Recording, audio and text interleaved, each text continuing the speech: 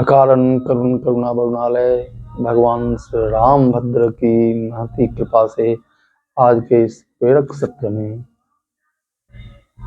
हम लोग इस बात को श्रवण करेंगे कि परमात्मा सर्वत्र निवास करता है और उसकी प्राप्ति के लिए हम जहाँ हैं वहाँ ही यदि हम प्रयास करते हैं तो सफल हो जाएंगे। एक बार एक गृहस्थ अपनी गृहस्थी से उबकर परेशान होकर साधु के आश्रम में पहुंचा। साधु के चरणों में प्रणाम करके बोला, महाराज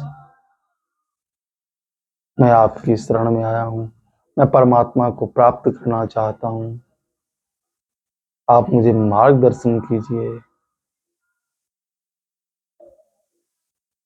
साधु ने डांटते हुए कहा, मूर्ख, तुम घर गृहस्थी से परेशान होकर उसे झंझट समझते हुए भागकर मेरे पास आ गए हो, तो मेरे पास आने मात्र से क्या तुझे परमात्मा मिल जाएंगे? अरे परमात्मा हर जगह हैं, सर्वत्र हैं। जहां परमात्मा को प्राप्त करना चाहोगे वहीं परमात्मा प्राप्त हो जाएंगे। घर छोड़कर भागने से परमात्मा नहीं मिलेगा। परमात्मा याद करने से मिलता है, परमात्मा भजन करने से मिलता है, परमात्मा सेवा करने से मिलता है। परमात्मा के प्राप्ति के अनेक उपाय हैं, वह तुम घर पर रह के भी कर सकते हो, और यदि घर छोड़कर तुम जंगल में ही रहना शुरू कर देते हो और जंगल में काम क्रोध आदि शत्रु तुम पर धावा बोल देते हैं और तुम उससे पराजित हो जाते हो, तो तुम्हारा जंगल में भी आना व्यर्थ हो जाता है। गृहस्थाश्रम एक किला है, इस किला में तुम रहते हुए अपने काम क्रोध आदि शत्रुओं से लड़ सकते हो, उन्हें पराजित कर सकते हो।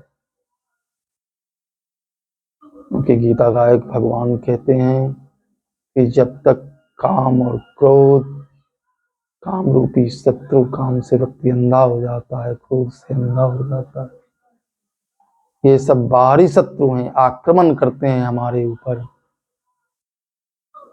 लोभ हमारे भीतर रहने वाला शत्रु है, लेकिन जब तक इन शत्रुओं से हम बच नहीं पाते हैं तब तक वह ईश्वर तत्व हमारे लिए बहुत ही दुर्लभ होता है, बहुत दूर होता है।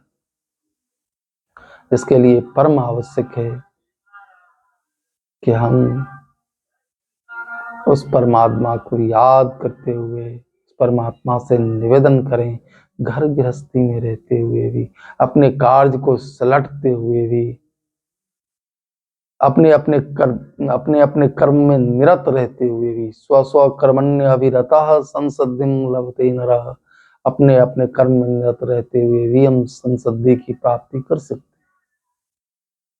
अर्जुन ने युद्ध करते हुए ईश्वर को प्राप्त कर लिया। कृष्ण ने कहा था, मित्र मामनुस्मर युद्ध च, मेरा स्मरण करो युद्ध करो। एक बहुत बड़ी प्रेरणा कृष्ण ने अर्जुन के माध्यम से दी, जगत को बताया कि देखो घर में रहते हो, परिवार में रहते हो, कोई बात आराम से रहो, लेकिन मेरा स्मरण करते रहो।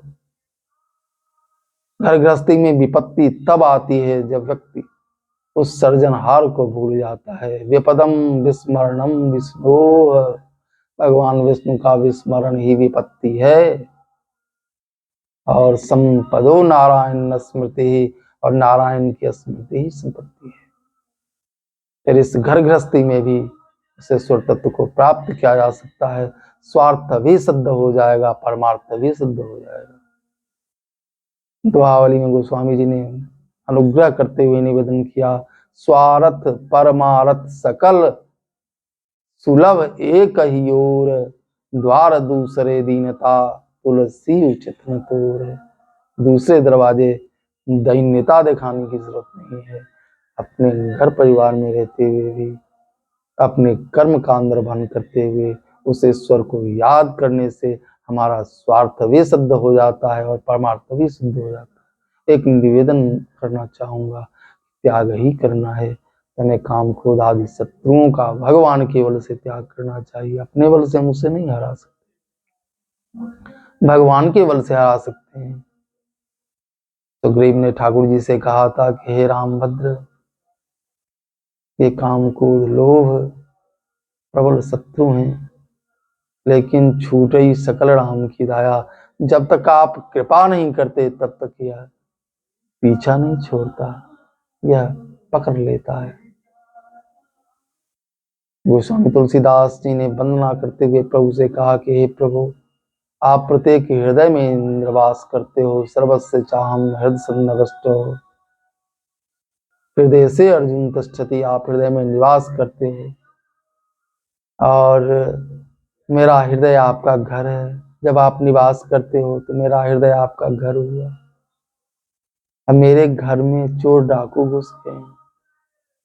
ये काम क्रोध लोभ चोर डाकू हैं जो मेरे घर में घुस गए हैं और मेरे साथ जबरदस्ती कर रहे हैं। मैं इनसे कहता हूं कि भागो, हटो यहां से, लेकिन वे मेरा निहोरा नहीं मान रहे। माना ही नहीं मोर निहोरा। हे रामभद्र, आपके घर को ये शत्रु लूट रहे हैं, इसलिए आप कृपा पूर्वक धनुष बाण धारण करते हुए यहाँ आ जाओ।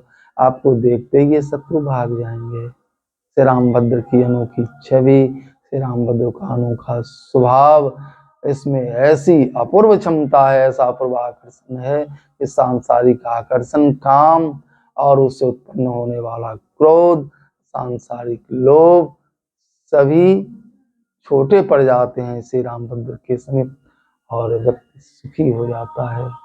सीताराम।